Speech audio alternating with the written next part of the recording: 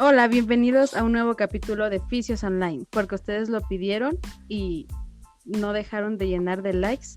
Nos presentamos de nuevo con nuevos temas para empaparlos de conocimiento. Me acompañan mis compañeros. Mi nombre es Unis Ismail González Olmos. Carla Cruz Peñalosa. Ana Laura Rodríguez Serrano. ¿Listo? Y su servidora Karina Ramírez. Vamos a empezar a hablar del método Sawyer. Y se preguntarán qué es este método. Pues es una terapia que fue desarrollada por Raymond Sawyer para el dolor muscular. Este método se va a basar en la manipulación de las articulaciones y todo esto para restaurar el equilibrio del sistema musculoesquelético. Bueno, pues igual Ray, nuestro amigo y querido Ray, nos decía que pues teníamos que rearmonizar todos esos estados patomecánicos, para lo cual pues teníamos que pues seguir una clase de un tipo de objetivos, los cuales pues era el recuperar esa cinemática articular, el poder reducir las tensiones, el poder equilibrar también esas tensiones, ya sea musculoesqueléticas, capsulares o mecanorreceptoras. También pues nos hablaba mucho de que teníamos que tener en cuenta lo que eran los componentes fundamentales articulares. No sé, Cari, ¿me podrías ayudar con ello? Claro que sí. Los componentes de la articulación van a ser estructural. Esto lo va a constituir los elementos óseos, articulares, periarticulares, musculares, cutáneos, y esto va a depender de la calidad del tejido. La calidad del tejido va a variar según la edad, la herencia genética, la fuerza y la función articular. Bueno, y también pues nos decía que el neurovegetativo, pues todo esto pues en grandes rasgos va a ser el que va a mediar esa troficidad y la vasodilatación y la vasoconstricción. Vamos a tener igual un neuromotor, si no me equivoco, que es el que va a ser nuestro sistema de mando.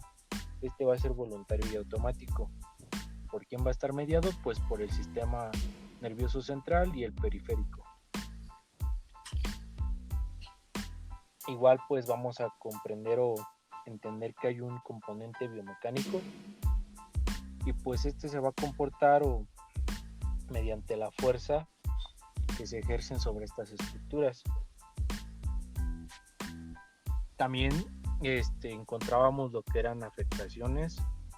Debemos saber que pues una afectación pequeña o una lesión primaria nos puede llevar a una secundaria o en este caso a una complicación. ¿No es así, Cari? Claro que sí, pero también vamos a tener que cada articulación va a constituir la unidad biológica mecanógena. ¿Esto qué quiere decir? Es así como él llama a la articulación. La articulación va a ser una unidad biológica mecanógena. Y esto va a tener que, nos dice que las estructuras se adaptan a las fuerzas, formas, densidad y volumen. Lo otro es que los mecanorreceptores se encargan de controlar que esta calidad articular funcione de manera correcta. La tercera es que la consecuencia de ello, o sea, que si no funciona de manera correcta, si hay una alteración o incluso una pérdida de ritmo, esto va a tener un efecto negativo en la articulación. Y lo que hace nuestro amigo Raymond Sawyer es tratar en primer lugar la contractura con eficacia y que sea de manera analgésica. Lo otro que tenemos es el ritmo biomecánico funcional, Este va a ser la alteración clínica y apoyo de la pérdida del mismo. Nos dice que cada articulación y cada estructura pasa por fases de bloqueo y tensión, fase rigidificantes y por fases de relajación.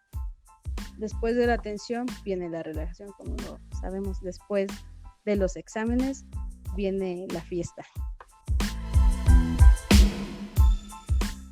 Bueno, pues para que nuestros amigos entiendan mejor nuestra unidad biológica mecanógena, pues debemos entender que esta unidad va a tener una adaptación, una alternancia y un control. Nosotros vamos a llegar a una hemoestasis mecanógena si la retroalimentación de las estructuras articulares tienen un buen funcionamiento biomecánico y si las fuerzas que se están produciendo son normales, están dentro de lo normal. ¿Qué pasa si estas fuerzas llegan a activar los nociceptores? Entonces, si se activan los nociceptores, vamos a llegar a un bloqueo del control y de esa alternancia. Ahora, nosotros teniendo eso, se va a generar esa contractura de bloqueo. Después, pues vamos a llegar a lo que son ya fuerzas inestables, fuerzas que no son normales. Estas, pues, nos van a generar tensión, ya sean prolongadas o intensas.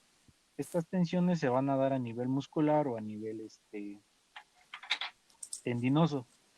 Entonces, pues, al tener toda esta alteración, ya está la contractura, ya nos está limitando el movimiento, ya nos están actuando fuerzas anormales. Estas fuerzas anormales van a hacer que se vaya afectando todas las estructuras cercanas, en este caso, a la articulación, pues son los músculos y los tendones.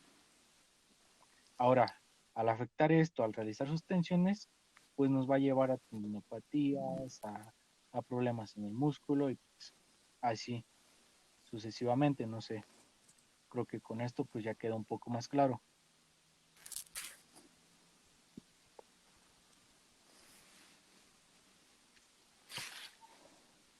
Bueno, y si no ha quedado claro, un ejemplo más. Por ejemplo, si hay una alteración en una estructura, no sé, digamos la rodilla, este movimiento va a causar que no lo podamos apoyar de manera correcta. Entonces, ¿qué va a pasar? Nos vamos a apoyar más sobre la otra rodilla, sobre el componente contralateral, lo que va a tener un desgaste de la articulación. Ese sería como un ejemplo más detallado. Pero bueno, basta de método Sawyer. Ahora hablemos de empatía. ¿Qué les parece?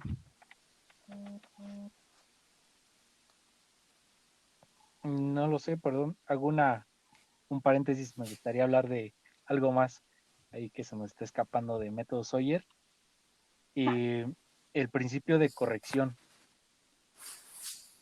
Ya ve que hay algunos problemas con que pues hay dudas sobre ello. Entonces, pues, Ray nos decía 3 cosas. Primero, debemos tener un posicionamiento articular preciso. Pero esto lo vamos a llevar con que el gesto de corrector sea recentrado para evitar un bloqueo. El segundo punto que nos comentaba era que la intensidad de corrección mínima pero eficaz. Entonces, lo que vamos a hacer es aplicar fuerza leve y progresiva para evitar el desencadenamiento nociceptivo o en este caso las reacciones de defensa. Y por último nos decía que el sentido de correlación meditado después de un diagnóstico que nos va a analizar las intercorrelaciones y sus efectos sobre el ritmo biológico fundamental. Y pues eso era todo lo que pues nos decía con el principio de corrección. Debemos cumplir estos 3 puntos para nosotros corregir esa alteración que está sucediendo. Y pues, ahora sí, podemos continuar. Bueno, y tenemos también en la osteopatía. Hablaremos sobre un tema muy controversial. Estuvimos investigando y de hecho hay escuelas que se han centrado solo en este tema, pero nosotros como fisioterapeutas también lo tenemos como un método de intervención que se basa en manipulaciones manuales de la columna vertebral que permitían aliviar diversos problemas de salud. Y bueno, ¿cuáles son los conceptos de fisioterapia y osteopatía? Aunque la práctica de la fisioterapia y la osteopatía son parecidas, el enfoque del tratamiento y la capacidad del diagnóstico es lo que hace la diferencia. Bueno, en el caso de la fisioterapia, la capacidad de diagnóstico es mucho más amplia. Es aplicada como tratamiento para problemas neurológicos, traumatológicos o pediátricos.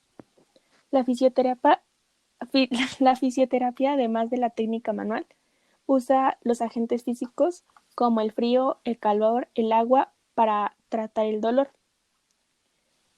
Es inmejorable para reducir la inflamación y el dolor muscular crónico o para ayudar a recuperar la movilidad articular luego de una intervención quirúrgica.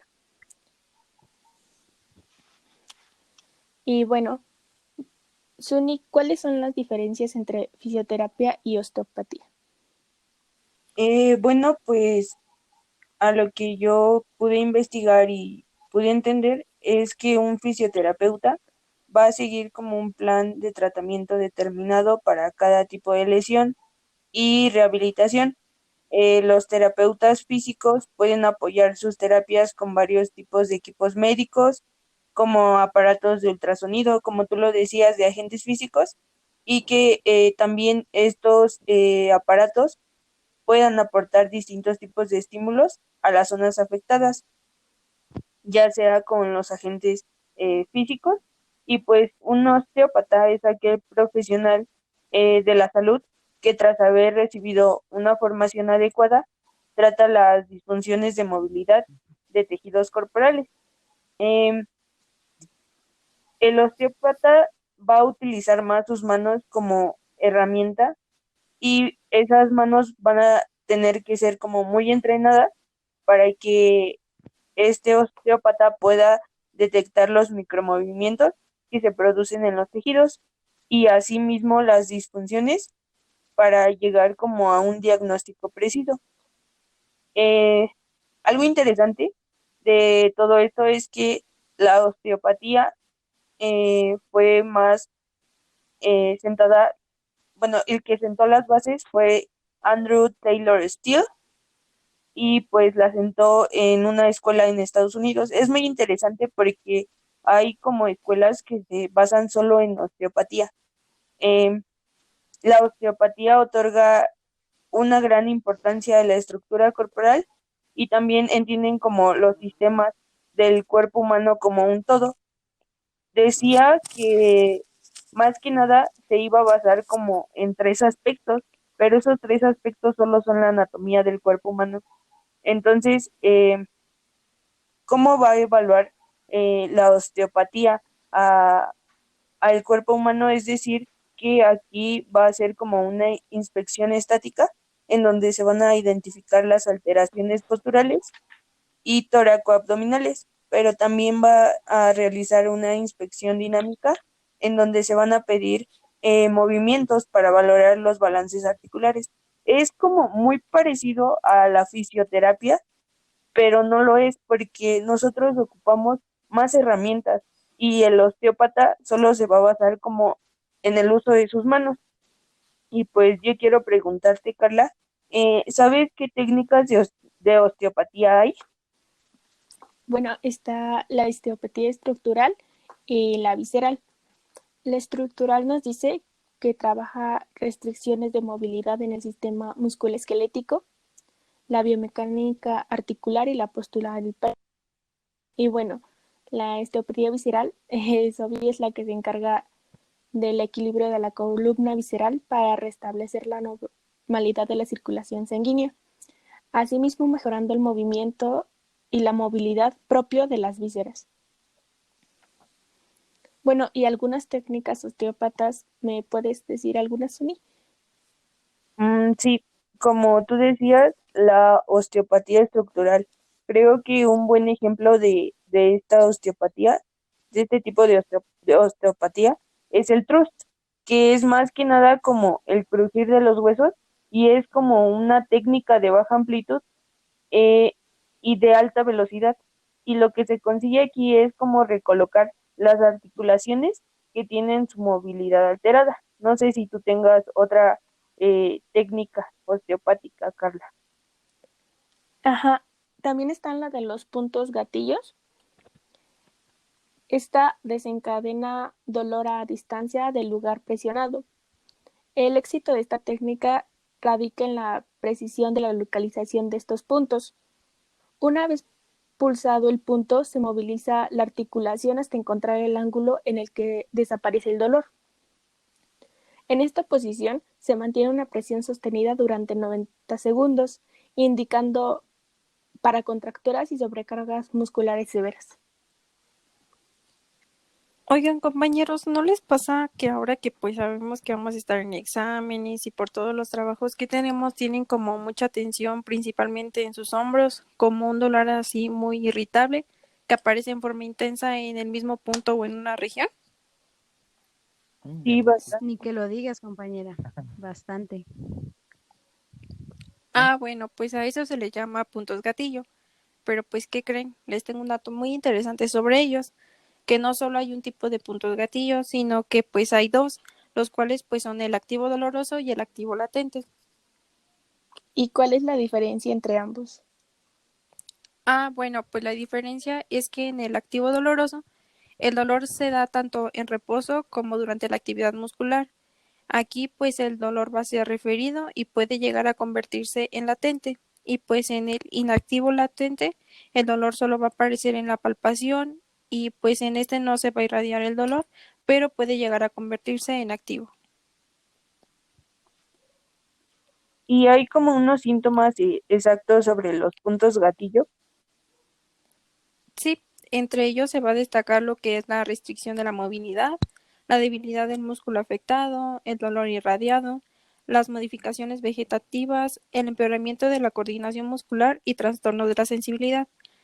Pero hay que tener mucho ojo en que pues no lleguemos a confundir estos síntomas con otros porque pues al confundir un punto gatillo, digamos sus síntomas, nos puede desencadenar que nosotros lleguemos a diagnosticar alguna otra patología. ¿Y cómo se podría tratar? O sea, me refiero a que si hay un tratamiento exacto. Pues es que hay diferentes maneras de tratarlos, pero pues entre las que más se destacan es lo que es la acupuntura o acupresión de los puntos gatillo, el spray de enfriamiento y estiramientos, ya sean pasivos o activos. Y también es muy importante Oh, saber cómo identificar esos puntos gatillo, ¿no, Ana? Este, tenemos varias técnicas ahí complementándote, como es la palpación con las puras yemas sobre la estructura o el músculo que estamos palpando, en este caso, pues la banda tensa. La otra podemos aplicar lo que es con todos los dedos, lo que se le llama pues con la mano plana. Eh, la otra es como si nosotros hiciéramos o tomáramos como una pinza ese punto gatillo. Y la última ya en casos de que pues, si el paciente tiene mucha masa muscular o que pues se nos complica el poder tratarla, pues ya pues podemos usar el codo para aplicar más fuerza, tener más manejo de ese punto gatillo cuando no podemos estar o tenerlo al alcance. Pues para liberar un punto gatillo con la técnica de presión, nos vamos a tener que ubicar en el punto gatillo. Ya saben, este punto gatillo es el más doloroso al tocar esa parte del músculo. Hay varios autores que pues nos dicen que desde a partir de los 9 segundos, desde los 6 hasta los 30.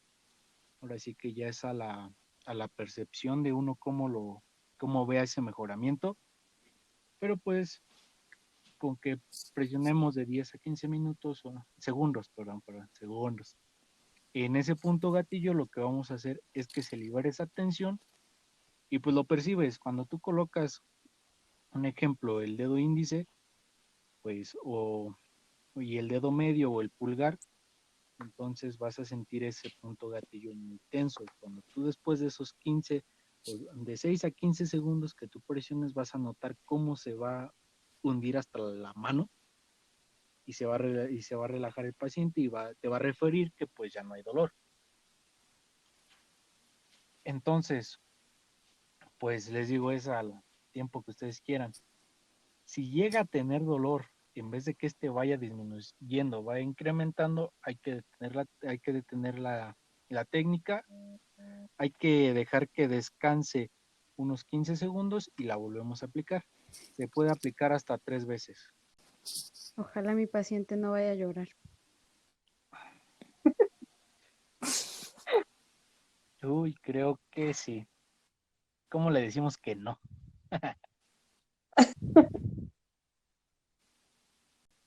Creo que ya son todos los temas que abordamos. Fue muy interesante la plática. Ay, perdón, mi voz se transformó. Lolita Ayala. Perdón, casi Bueno, me pues endemonizo. agradecer a aquellos que nos vean.